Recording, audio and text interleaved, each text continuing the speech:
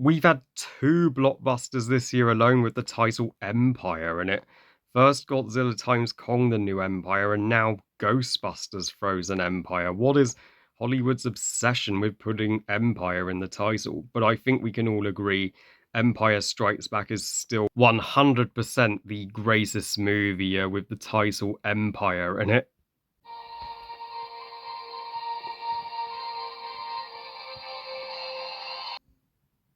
Welcome to my world. Won't you come on in? Godzilla times Kong, the New Empire, directed once again by Asam Wingard, a director of the previous movie, Godzilla vs. Kong, 3 years ago, and is the fifth installment in Warner Brothers' Monsterverse overall. So Godzilla times Kong, a New Empire tells the story taking place after the events of Godzilla vs. Kong, where Godzilla and Kong are at least on better terms now. They're on acquaintance terms, like Godzilla is still up above protecting humanity from other titans, and Kong, he's staying in his realm of a hollow earth until he discovers a brand new empire of Kongs run by evil Kong, Scarface, who, and he uh, plots to return to take the surface world, and Kong and Godzilla need to unite to defeat him. So I, uh, for the most part, have moderately enjoyed the Monsterverse.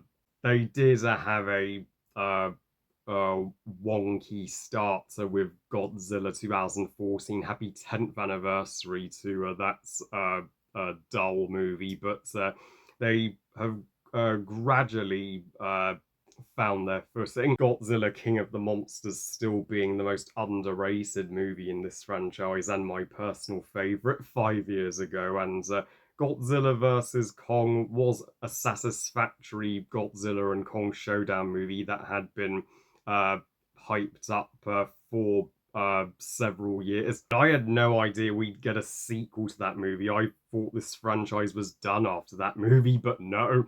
I guess because they keep making money because people just want to see Titans on the biggest IMAX screen and just go at it. And coming after the critically acclaimed Godzilla minus one, the goat of the Godzilla movies, this movie was inevitably going to be unfavorably compared to that uh, epic. And Godzilla times Kong, a new empire, in no way, shape, or form or the groundbreaker that minus one is, but it's not trying to be. It if you judge it as its own thing. Just think of this movie as if you were a kid and you had your Godzilla and Kong toys and you made up your own story. This is exactly the movie you would get. It is the go-to movie this spring to just get the biggest box of popcorn at the cinema and just swallow dollops of it down as you're watching the Titan action unfold. It is certainly the best movie to see in IMAX right now, and I never thought I would enjoy Godzilla times Kong the New Empire more than Kung Fu Panda 4, but that's exactly what happened. I saw this movie on Easter Sunday, and I didn't love it, but I was still hugely entertained. And this would honestly be my second favorite in the Monsterverse, just for entertainment and for doing something a little different with the Monsterverse. Let's get this movie's line of flaws out of the way first. I don't think Godzilla should be first in the title of this film because this Godzilla and is far more of a supporting character this time than a main character, and this feels more like a sequel to Kong Skull Island than it does the Godzilla movies. I don't blame you if you're a Godzilla fan and if you're Team Godzilla and you wanted Godzilla to get as much focus as Kong, but but Pink Godzilla still looks freaking badass. So his design at least will make you geek out uh, uh, and have you in awe. And also, the first half of this movie, the first hour, is frustratingly a slow build up and does have some filler with the human characters. And yeah, we don't see Scarface, the main antagonist, until literally the second half of the film. So the movie felt like it took too long pacing wise to get things moving. I also had pacing flaws with Godzilla versus Kong, so Adam Wingard still hasn't learnt from his mistakes there. There was one obnoxious human character who wouldn't shut up, and he was clearly the human character that was there to die and get swallowed up by a tree. Yeah, why did we need him in the movie? As for the CGI, oh dear, dearie me. The CGI looks kind of under rendered at times. Like, you can clearly tell that half of the scenes in this movie were entirely designed in a computer, but still, this movie is colossal fun. It does its job at developing Kong, especially his bond with the mini Kong, uh, who he befriends. His bond with the uh, young Inuit girl who was close to him in the previous movie is still executed strongly, and you do feel for this girl as she is having a hard time at school, and she's making the decision where she belongs with her adopted mother, Rebecca Hall, or with her people.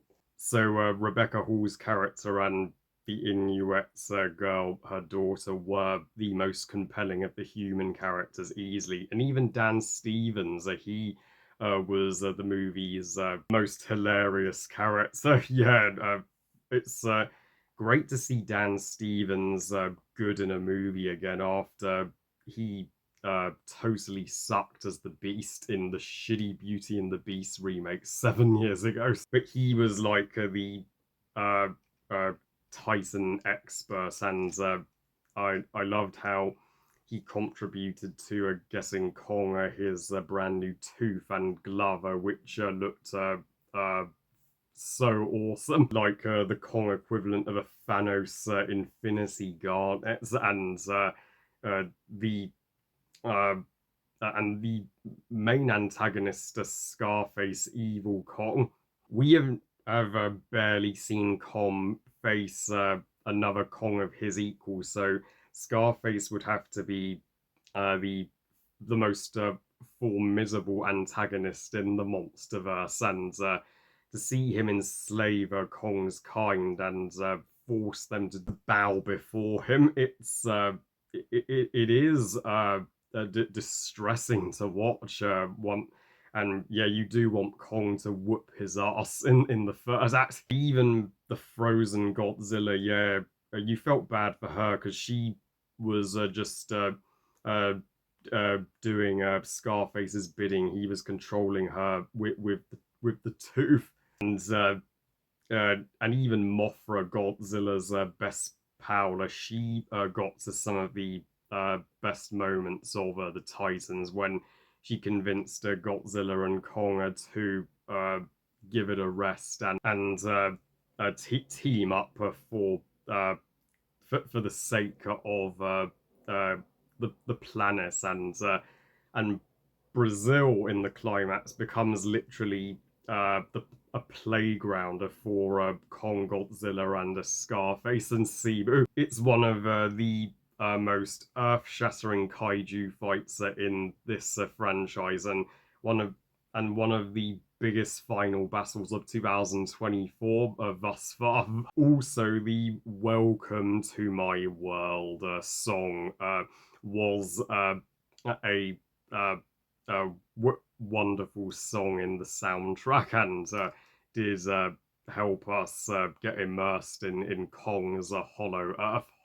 And there are several scenes with Kong that are told without dialogue, I which I certainly uh, got invested in and admire the movie for being that risky. So on the whole, Godzilla times Kong: A New Empire is neither the best Kong or Godzilla movie, but as the first to have them fully be friends, even though they get a lack of scenes together. This is certainly one of the most entertaining Godzilla and Kong movies. They can still do better with the Monsterverse, but I am still holding out hope that someday we will get a Monsterverse movie that is deeper in story and character. I give Godzilla times Kong: A New Empire 3 stars out of 5. Good movie. So yeah, still one of the more uh, uh, enjoyable movies we've has in spring, as this spring has been a mixed bag for movies, but I, but yeah, this April is looking rather empty for movies, and it looks like movies won't uh, return to form until May. Well, I love you guys. Thank you for watching. I hope you guys enjoyed this review. And what are your thoughts on Godzilla times Kong: A New Empire? And where would you rank it in the Monsterverse? Please comment and let me know. Please like this video and subscribe. Please follow on Twitter and Instagram. And I'll see you all next time when I uh, uh, make my if I wrote and directed Kung Fu Panda 4 video, in which my good friend Ollie Pajak from Pajak Productions will appear. And remember, movies are us. Bye, guys.